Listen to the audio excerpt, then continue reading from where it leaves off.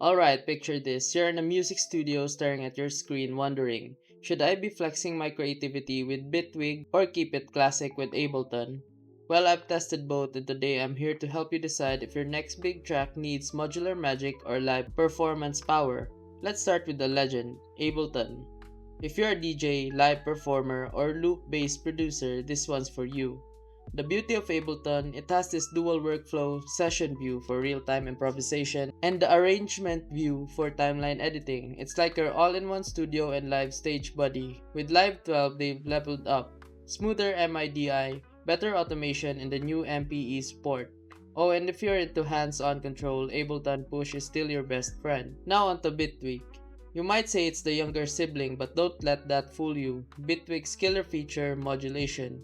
It's like a playground for sound designers, LFOs, step sequencers, custom synths, the works. If you want total control over your sound, this is where it's at. Plus, with its cross-platform support, whether you're on Mac, Windows, or Linux, you're covered.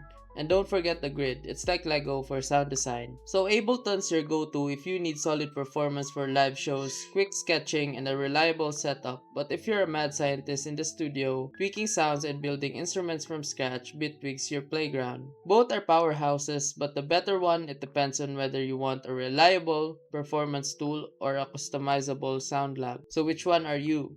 Team Ableton or Team Bitwig? Let me know in the comments. Don't forget to like, subscribe, and ring that bell for more weekly music tech reviews. Keep creating, folks.